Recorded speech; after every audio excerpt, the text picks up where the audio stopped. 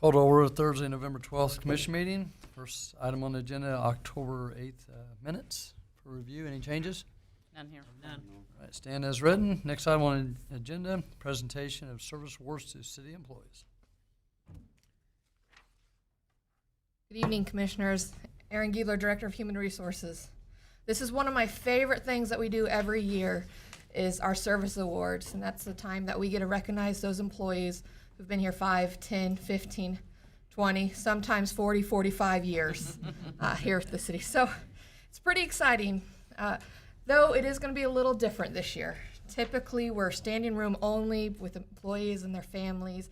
All the way down in the hall is full, but with COVID this year, we had to change things up. So we have employees watching from home, and then we did bring 2 employees who are getting 40 and 45 years here, just to limit the amount of people. So let's start with the 5-year awards. Shanna Coster. Shanna was hired into her current role as the account clerk in 2015. Lisa Beilman, she joined the city as the administrative assistant for the fire department 5 years ago. Grady Keith, he began his career with the Hayes Fire Department as a volunteer firefighter, and then in 2018 became a full-time firefighter, and 2 years later promoted to the senior firefighter position. Shirley McDonald. Shirley started with the city in 2015 as a part-time receptionist and was promoted to full-time as the Public Works Administrative Assistant in 2019. Joe Billinger. Joe joined the city in 2015 as an inspector. 2 years later was promoted to lead inspector. This year, Joe took on his latest role as the city's stormwater superintendent. Jake Erickson.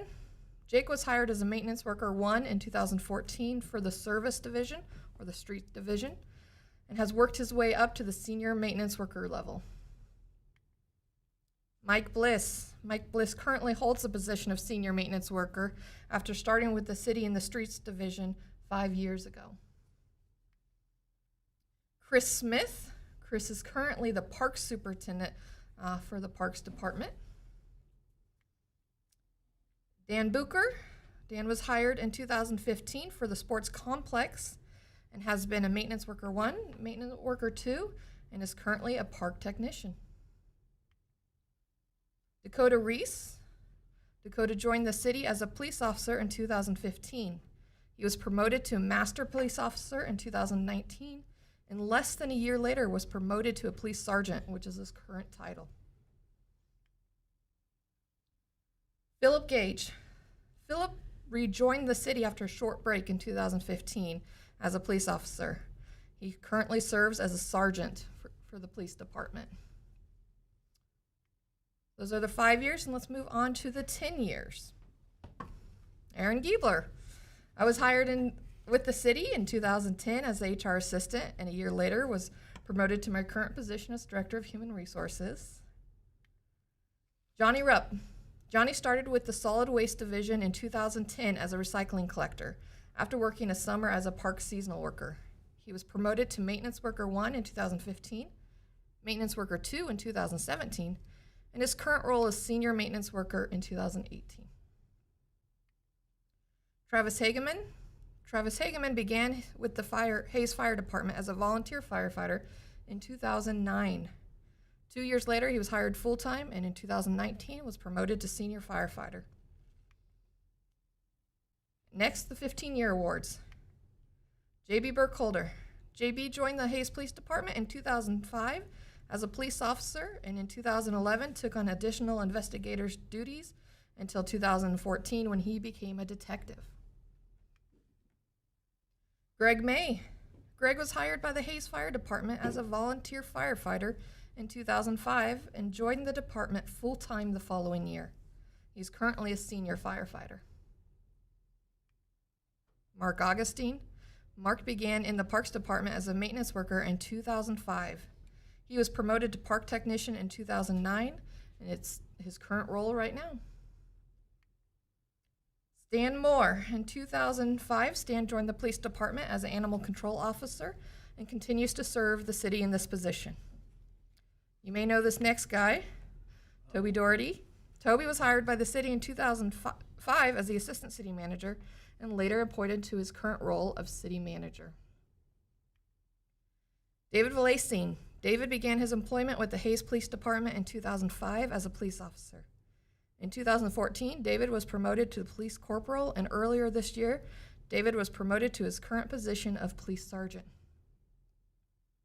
That rounds up the 15-year awards, so moving on to the 20. John Brown. In 2000, John was hired by the city of Hayes as an engineering technician and later took over as the engineering superintendent. John has also been the assistant director of public works for many years until he was appointed as a project manager in 2017. Troy Baskell. Troy began his career at the city as a refuge recycling collector, and in 2017 was promoted to the position of a senior maintenance worker level. Marvin Honus. Marvin was hired in 2000 as a solid waste superintendent, has been holding that position for the last 20 years. Brian Dawson. Brian Dawson began with the Hayes Police Department as a police officer, later promoted to school resource officer, which he spent many years, promoted to the police lieutenant, and then was named the deputy chief of police. 25 years. We're getting really excited. We're getting really up there, those people who really made a career out of the city. And we have two of these. Dustin Degenhart. Dustin joined the city in 1995 as a refuge collector. 3 years later, he was moved to the Streets Division, where he currently works as a senior maintenance worker. Aaron Domi. Aaron Domi began in the water treatment plant in 1994, where he held positions as plant trainee, plant operator 1, and plant operator 2.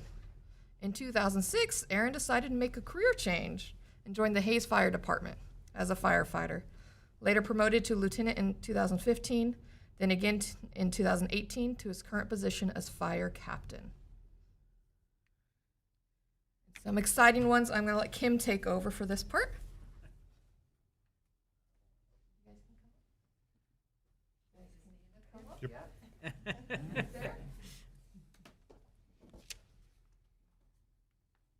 I have the honor of introducing these next two, since they're in the Finance City Clerk's office, and you don't get to, I think we can all agree, you don't get to 40 and 45 years without being dedicated and committed to your work.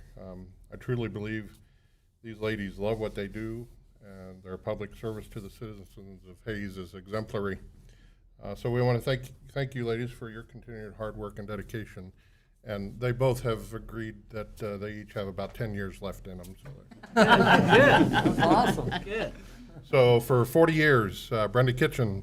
Brenda was hired by the city in the clerk's office in 1980. Brenda has continued her 40 years of employment within the clerk's office, where she has held most of the clerk's office positions, including current position as city clerk.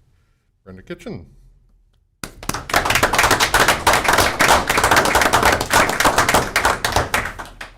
And 45 years, Lori Hurdle. In 1975, Lori joined the city clerk's office. She began in billing, but has held many jobs within the department during her tenure. She has spent most of her career in her current position as accounting specialist. Lori Hurdle.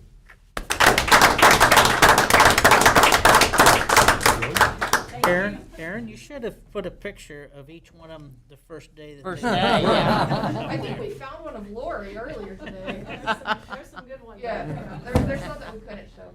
But we're going to take a picture with the commission if you're okay. The commission, if you want to come out. Thank you. Thank you very much.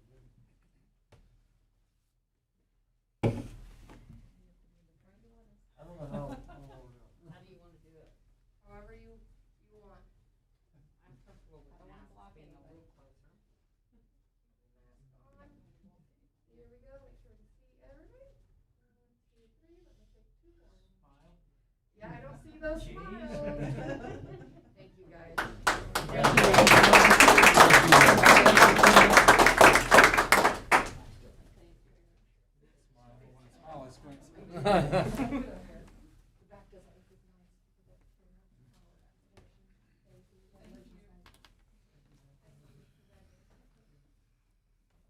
I would agree with her. Tonight's usually one of the, the best moments of the year. And You know, I'm glad we were able to recognize everybody, even the ones not able to be here. You guys are all very important to our community and our city, so thank you guys for what you do. Next item on the agenda is citizen comments. I thought we had one. Somebody. Okay. I guess not. If we need to go back to that, we can. Consent agenda, there's nothing on the consent agenda. Next item on the agenda, Arc Park request to proceed with Phase 2 splash pad and $300,000 City of Hayes matching donation. Hello. I know I was just here last week for the formal discussion, but I was also just here about 3.5 months ago for permission to proceed with Phase 1. So it's exciting that we get to come back so soon. Thank you so much for your time. Again, I'm Sarah Meitner, Board Director at the Arc of Central Plains, and with me is Brent Kaiser, our Activities Director, and Kathy McAdoo, the Executive Director at the Arc. We are here today to give you just a brief update about the Arc Park, the playground, or Phase 1, and then request permission as well to proceed with construction of Phase 2, the splash pad. Look at that. First, I'll begin with just reminding you about the 3 planned phases for Seven Hills Park at 33rd and Hillcrest. Phase 1 in red is the showpiece, the playground. Equipment is scheduled to arrive yesterday. It's very, very close. I think they were having a freight issue, but Jeff's aware of that, and we're going to move it into a facility until we can get the dirt stuff going. So very soon, very, very soon. Both the city and county are ready to proceed. Phase 2 in blue is what we're here to look at today, the splash pad and the parking lot. The 2D image and color rendering will give you a closer look at the splash pad design. We've done a lot of research about splash pad equipment and accessible guidelines. We're excited for what the splash pad will offer our community. Not only does it offer a new seasonal, accessible play space, but it will also attract families and groups from throughout the region with a super cool new recreation offering to our region. The splash pad won't replace the pool experience by any means. It simply supplements it with something new. The splash pads are different in that they offer ease of use, convenience, price, they're free. They're easy for families with little ones to cool off quickly and not have to spend their whole day. Ours will feature 2,500 square feet of play space and a recirculated water system to conserve water. Over the 4 months of use, it will use 10 to 12,000 gallons of water and can accommodate 100 children at a time with a variety of nozzles, sprays, dump buckets, the arches, and just tons more. We selected equipment provided or manufactured by Aquatex, which is a division of Landscape Structures, because of its durability and ingenuity, and because of the partnership we've already established with Landscape Structures to develop the playground. AFCO and Lenexa is the regional developer for those. The price for Phase 2 is $666,608, which includes all equipment, installation, recirculated water system, mechanical room, concrete, and freight.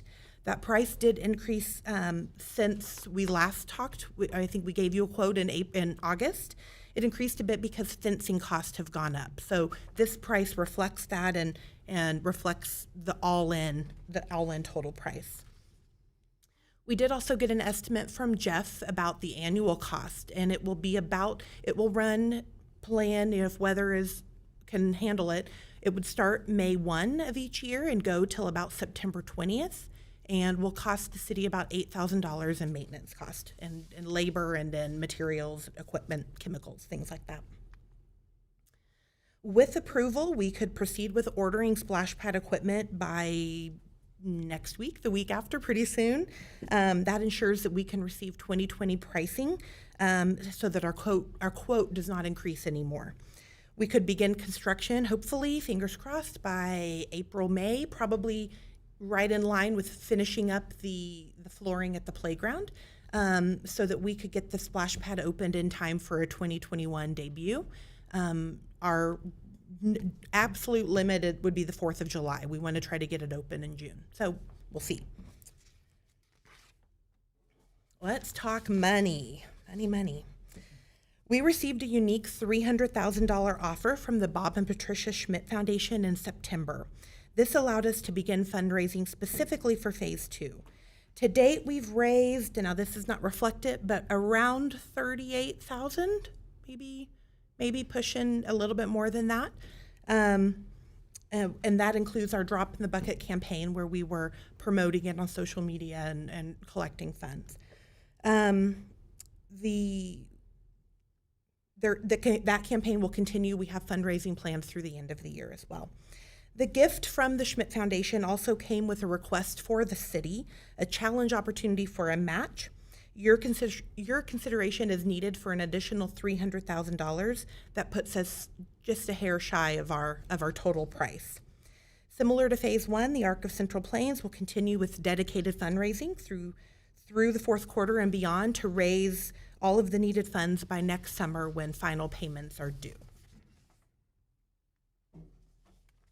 In closing, we are seeking permission to support from the City Commission in order to order equipment and proceed with construction of Phase 2 with that $300,000 match opportunity in mind. I will stand for any questions.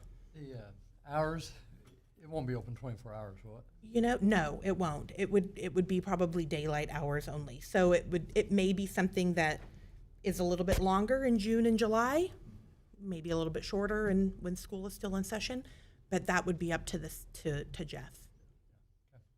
I move we approve a request to proceed with Phase 2 of the Arc Park Splash Pad and a request for a matching donation of $300,000 from the City of Hayes for the project. Second that. Got a motion and a second. Any comments? Sarah, I was going to ask you, I forgot last week, how tall is the fence going to be? It is 5 foot. We had gone back and forth with a 4 foot or 5 foot option. I don't even know if they know that I ordered a 5 foot. We've ordered all of the fencing. We've worked with John's Fencing, and he's been really accommodating. And the price difference was negligible, like less than $1,000 to bump up an extra foot. And he really felt like we'd regret it if we didn't do 5 foot. So that's what we're going to do. It keeps the kids in, it keeps them safe, and it offers peace of mind for the parents. Great, thank you. Sarah, by my figuring, you're about 27.4 short. Mm-hmm. If the world came to an end and you didn't raise any more money, which is not possible in your case, ARC has the funding to finish it, We right? do. We have the funding to finish it. But we're confident that the city will continue to support us, and we'll see. We have a mailer coming out, a Christmas mailer that will hit mailboxes Saturday before Thanksgiving. And so historically that's been very successful. It's been very successful. So we know that we are in a different economic climate, so things might be different, but I would hope it's pretty persuasive, and we'll get people to maybe dig a little deeper. I think dealing with what I consider one of the most vulnerable populations, our community certainly understands that. And then the ability to have everybody enjoying and be all inclusive, I think, is very exciting. I can't wait. We've promised in a couple of different grant applications to do some research after the fact and count license plates and see where people are coming from. But we are confident that we will draw people from outside the region and beyond, even passing through, which will just benefit our city all the more. So yeah, definitely. Besides the offering the quality of life and the accessible play space, there is an economic benefit too. So all around good things. Are you gonna have a social media check-in for it too? I mean, sure. Yeah, we'll be checking make it in all the easier. time. Okay, good. And we've talked true. about this. We still have Phase 3 down the road, the accessible baseball field that will be part of it, and the promise of ongoing some fundraising efforts to help keep the funds that we want to help give to the city to help pay for renovations or long-term maintenance going forward, or additions, because I have lots of ideas. I'll bet you do. I'll bet you do. They just close their ears. One thing I want to remember, and I know I talked to Toby about this, I've had people in that area come to me about us adding all this to hopefully have some green space available. Because that is kind of a middle of a big area of town to where we need that, I think. So I'm hoping we get to Phase 3 that will be considered of that. I know. We've talked a little bit about needing to know for sure where those soccer goals are going to go. Yeah. Because it is utilized by a lot of teams now. Well, it's not only and soccer, people, frisbee, anything, playing football sure, and stuff like that. Sure. So But definitely. that's some down the road. So, but Anything else, guys? Yeah, real quick, the equipment in there, I know from the pictures and whatnot, it has adequate seating and shade structures. It does, and actually that is something that we have looked at possibly needing to scale back on if we are short, if we needed to. I think there's 4 of the steel structure roof, I'm going to say umbrellas, but they're not fabric, they're steel, and then 8 benches planned. They're could look at tables, could look at other things, but we know that that is important for lasting play, for people to feel cool and that they want to stay. So, Well, and yes. seating for parents and who will be around it. So those are, Pretty and that's exciting. why we hope to order as soon as possible, so we, capture that 2020, the 2020 prices. I think it's just a matter of calling and saying we got approval, and they'll hold it all for us. But there are some little details like that we need to work out before we can actually hit the buy button, the figurative buy button, because it's not like that, but add to cart, right? Exactly. Buy it now. Yeah. Thank you.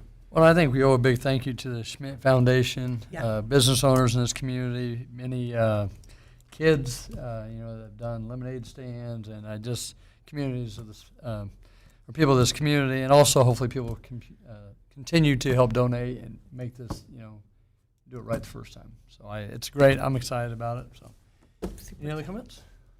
All in favor of the motion, say aye. Aye. Opposed, nay. Passes 5-0. 4-0. 4-0. Sorry. Oh, 4. we have to extend. Yeah, Yes. have one extension. Sorry, 4-0. Thank you so much. Congratulations. guys. Thank you. Thank you for all your hard work, guys. Appreciate it.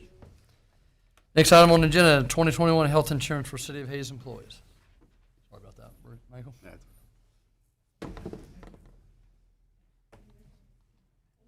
Once again, good evening, Commissioners. Erin Giedler, Director of Human Resources. Well, this topic might not be as fun as the service awards, but I could talk for hours on it if you wanted to. But we'll just good. keep going. We'll keep going. Let's start off by giving you a little history of our current health plan. In 2017, we switched to Blue Cross Blue Shield of Kansas and added the high deductible health plan, as well as 2 other traditional plans. In 2018, 2019, and 2020, we saw a decrease in our health insurance premiums each year due to low utilization. Because of the renewal rates we received, employees' premiums and plans have not increased since 2017. During the 4 years we've offered these 3 plans, the high deductible plan has always been the most popular plan, with about 60% of employees electing it, while the other 2 each have about 20% of employees electing them. For 2021, the budget for health insurance is unchanged, and this current benefit year, the city's utilization was much higher. Due to this, as well as market increases for both medical and prescription costs, the city saw an increase of 10% on the renewal. Besides the renewal increase, the city also saw more employees move onto our city's plan in 2020. So that alone increased the city's cost by about 7%. So the full increase the city had to plan for in 2021 was about 17%. City staff shared this information with the Wage and Benefit Committee. As a reminder, the Wage and Benefit Committee is made up of 5 members who are selected by their peers, all in different areas of the city: service, fire, police, clerical, and management. After discussions with our benefit consultant, Julie Yarmer from Freedom Claims, and our committee members, it was decided to stay with Blue Cross Blue Shield and instead review additional plan options that Blue Cross Blue Shield provided that could help lower the premiums. We discussed how each plan option would affect the budget and how much of the cost the employees would be required to pay in premiums in order to keep it within the provided budget. Members then took it back to their employees for input, and in the end, the Wage and Benefit Committee, as well as city staff, made the following triple option recommendation. The plan design for the high deductible plan didn't change too much, except for moving from a 3-tier prescription plan to a 5-tier prescription plan. Instead of making major plan design changes to lower the cost of the health plan, the committee recommends the health savings account match that the city provided employees in 2020 go away, and the percentage of the premium that employees would pay would increase from 2% to 6.75%. I will note that the discussion about the HSA match was a lengthy one, but it was decided that they would rather have lower premiums with no HSA match than have to pay a higher rate with the HSA match. The premium plan also saw very little changes to their plan design. An additional cost was added for the copays of the specialist visit, as well as moving to the 5-tier prescription plan. Instead, the plan design changes, their biggest change was their cost. The premium increased from 15% to 22.75%. The 2021 base plan did see plan design changes. Their deductible was increased by $1,000, their coinsurance was decreased by $500, and a limitation was put on the amount of office visits that would be paid with a copay. Like the premium plan, an additional fee was also added for a specialist visit, as well as moving to a 5-tier prescription plan. Employee premiums for this plan increased the least because of these plan design changes, from paying a little over 8.5% to now 11.75%. With these changes, the cities wanted to make sure that the health plan was still competitive with the market. So the city did do a survey where other governmental organizations in Kansas were surveyed, as well as local organizations. Based on the survey, the plan designs and premium costs are still in line with other organizations. Currently, the city has a fully funded health plan with Blue Cross Blue Shield. That means the city pays Blue Cross Blue Shield a fixed premium based on enrollment, and Blue Cross Blue Shield picks up all the claims. The city has had a fully funded health plan since 2014. For 2021, the city is recommending we move to a partially self-funded plan. On a partially self-funded plan, the city pays Blue Cross for administrative services to process the claim and stop-loss insurance, but not for expected claims. Instead, the city themselves pay for those claims. Any expected claims not utilized, the city gets to keep as savings. So this is how the process works. Claims are sent to Blue Cross Blue Shield for processing, and they do their administrative services. Blue Cross will then check to see if it meets any of our purchased stop-loss insurance. And the city would purchase 2 of them. One is for a $50,000 individual stop-loss plan, and the other is for the aggregate stop-loss, which is the maximum amount of claims the city would be liable for. If the city has not met either of the stop-loss plans, the city will pay the claims. Otherwise, Blue Cross will pick up the tab. The reason a partially self-funded plan is beneficial is there is an opportunity for savings. If employees do not meet the aggregate stop-loss amount, or what I like to call the worst-case scenario. In years past, we have looked at partially self-funded options, but since we budget for the worst-case scenario, the partially self-funded plans were too much of a gamble because the aggregate stop-loss amount was so much higher than the premiums of the fully insured plan. This year, the fully insured plan and the partially self-funded plan's worst-case scenario are less than $25,000 apart, so we feel now is a good time to make that move. If the city's expected utilization is exceeded by 10%, we're still expected to see about $150,000 savings. If we meet our expected utilization exactly, we could see $300,000 in savings. And if we beat what they expect and come in at 80% of the expected claims, we could have an extra $500,000 in savings. Commission has 2 options. They can approve the 2021 health insurance plan as presented, or they can provide staff with further guidance. And this is the action that we are requesting. Are there any questions? I move we authorize the city manager to sign an agreement with Blue Cross Blue Shield to provide employees with a triple option health insurance plan with the city not to exceed $1,999,000 to be funded out of the Employee Benefit Levy Fund. I'll second. I don't think you said the number right. Did you catch it right, or? It should be 991. 991. $1,991,000. Sorry. I just, Thank you. I'll second that. okay, thank you. I got a few questions if nobody else does. Since I didn't get to talk on the ARC, I gotta make sure I use some time Nope, here. we're moving on. Knock yourself out. Just a couple clarifications from last week when I asked some questions. One, on your committee, the 5, is that a rotating committee? Is it different people each time that are on there? So there's a 2-year commitment. Every odd year in February, employees put their name in the hat, and if they have, if there's more than one, that goes out to vote from the peers. Does it, I'm sorry, can Yeah, I add no, to yeah. that same question? Do you keep some on and then some new, so you always have somebody there that has some experience from the previous year? It could all change at one time. It never has. Typically, there's a select few who like to do it. Some who may not like how their representative is doing it, they usually jump in and, well, we can have a race off at that point. Yeah, But- you just might think about a rotation in that way, so that you have somebody that has participated before and has Right. some knowledge going into it, so not, Right. I know it hasn't happened, but as soon as you say that, then it will happen. Thank you, I'm sorry, Michael. I didn't know that piece. The $1,000 match that we're not looking at for this year, two things just to clarify again for anybody that might be watching or ask questions. That wasn't asked because the city's looking to save money on a budget or anything like that. That was strictly because, as you guys looked at it, we needed to save premium was the ultimate decision. It wasn't something that came from city level to save budget.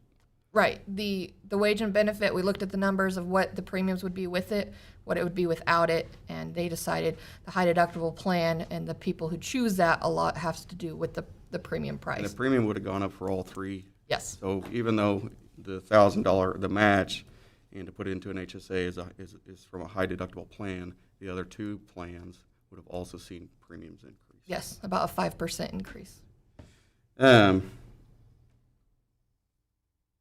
Your slide, would you go back to the slide? I have it here, but I want, I guess, some understanding of this a little bit. So the budget, 1.9 million. Do we pay all that? So that's the premium that we pay to the Blue Cross and Blue Shield.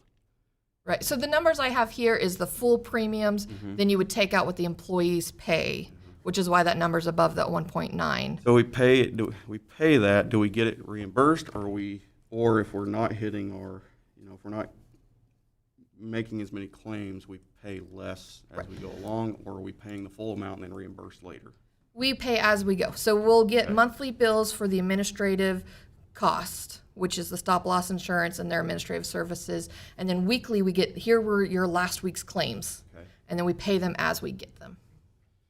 So by the end of the year, I'm going to use best case scenario, we would have only have paid 1.5 million. Right.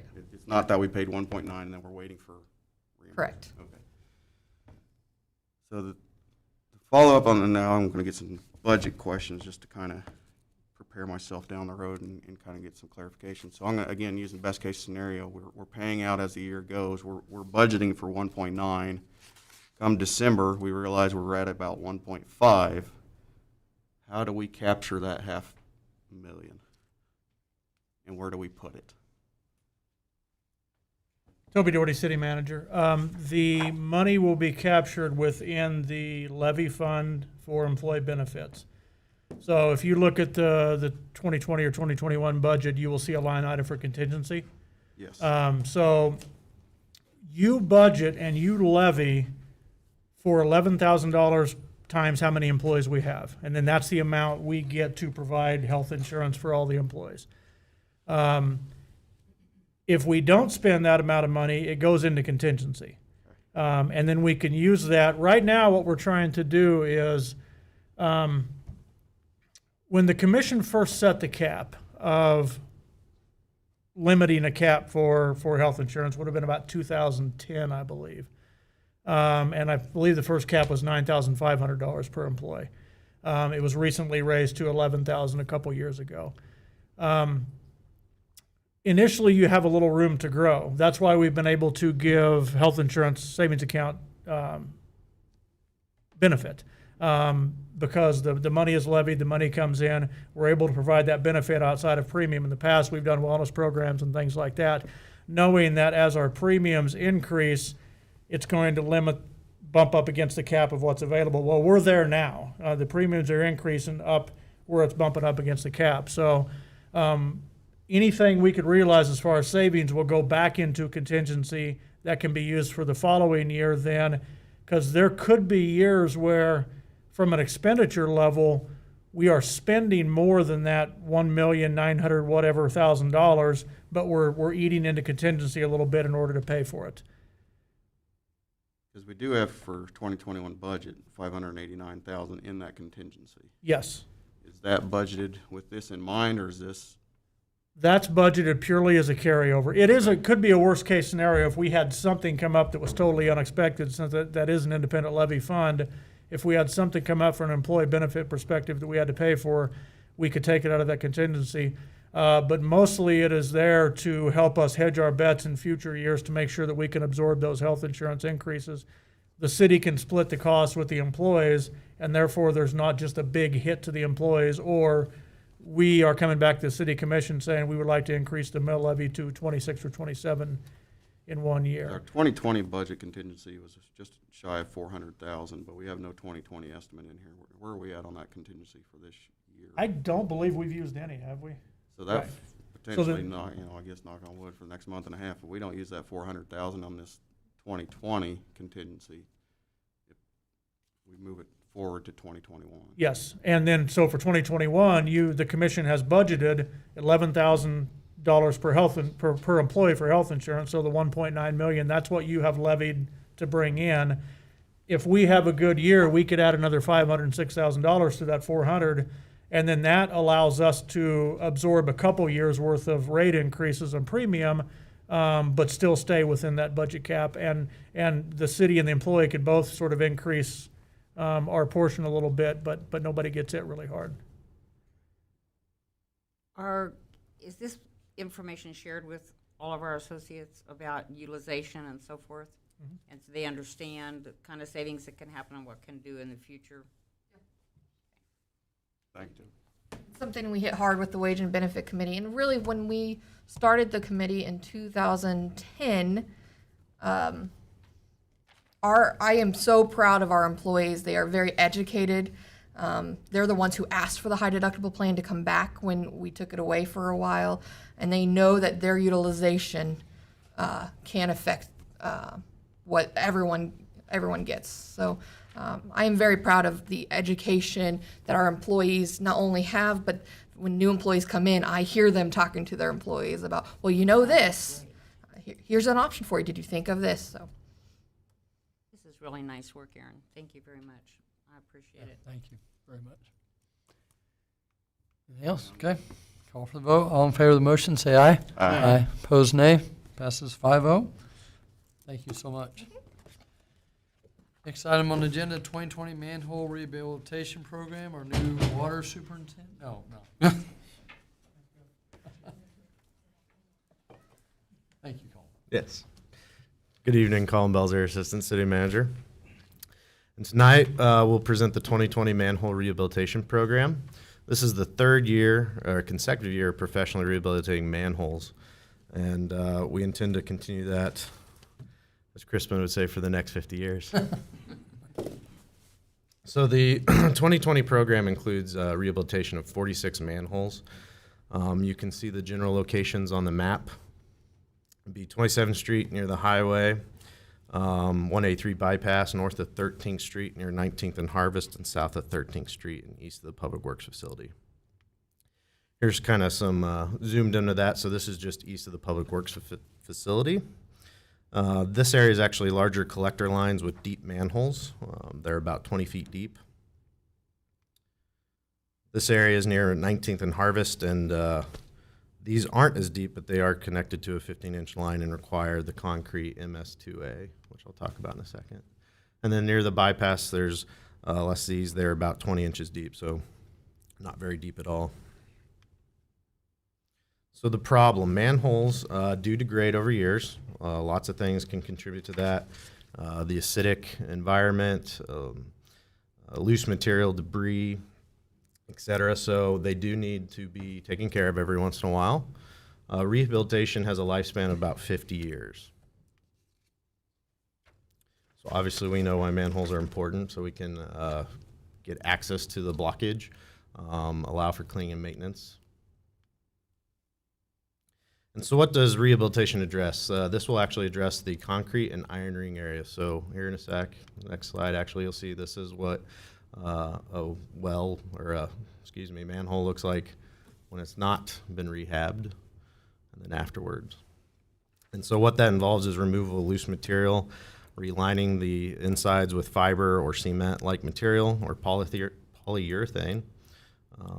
Stops any leaks. The sewer does remain in service, and the standard warranty will cover the workmanship and materials for 1 year.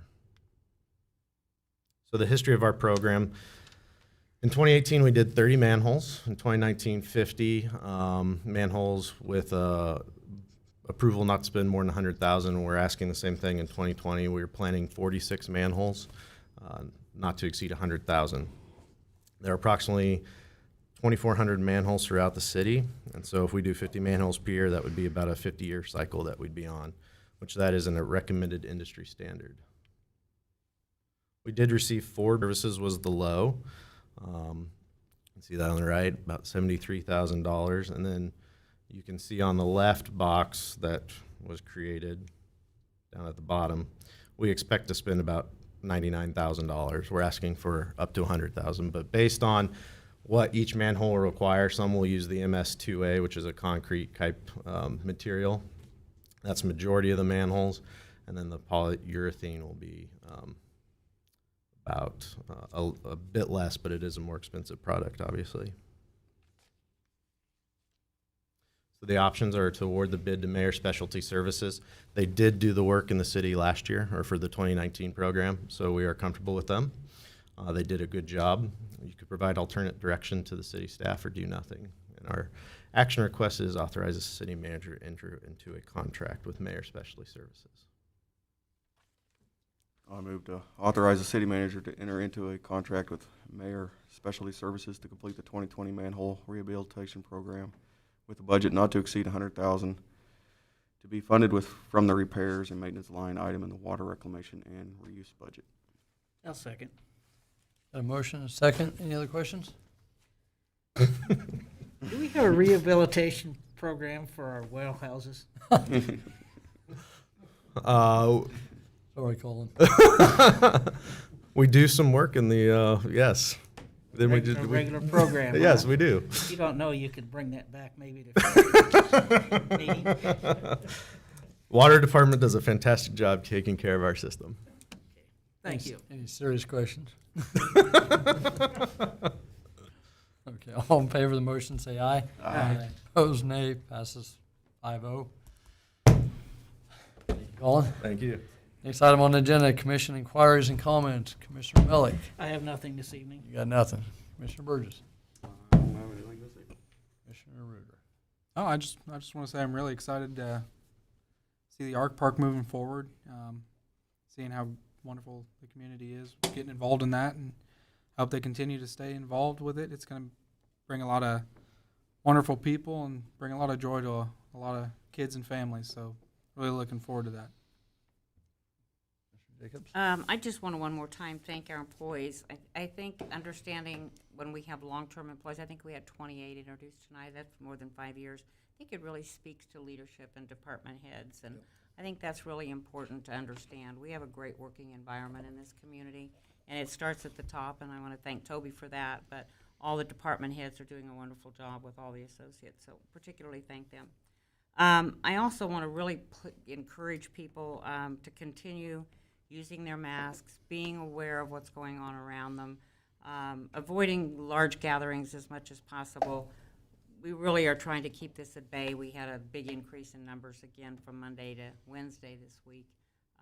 And we just have to be conscientious about what we do when we're in the community. Thank you. I also would like to thank all the longtime employees, and Toby, your employees. I mean, it shows by all the longtime employees you have. So your leadership, very much appreciate it. I also would like to say, I know a few of us were able to tour the Hilton Garden Inn this week, and just to see. I mean, it's going to be a while before we get back to whatever normal is, but to see what we have to come and what we can bring to this community in the near future. Not only for that place, but the more people bring, it's going to fill up the hotels, and I think it's just wonderful for this community, and that's why we, make some hard decisions up here. But I think we're thinking of the future, not just now. And I also want to touch base. I'm so disappointed in the numbers I've seen this week on COVID. And you know, I hear people like, oh, it doesn't matter, you know, and it does matter. You know, we're getting ready to have Thanksgiving, and, you know, you hear people, I lost a family friend this week that just had no underlying issues, you know, and it just, when you hear people say, oh, it doesn't really matter, and I seen a video of a bar over Halloween today, won't name because it's not just bars, it's everywhere, you know, dancing like crazy, no mask, and it just doesn't make sense. You know, all of us businesses are hurting right now because of what's going on.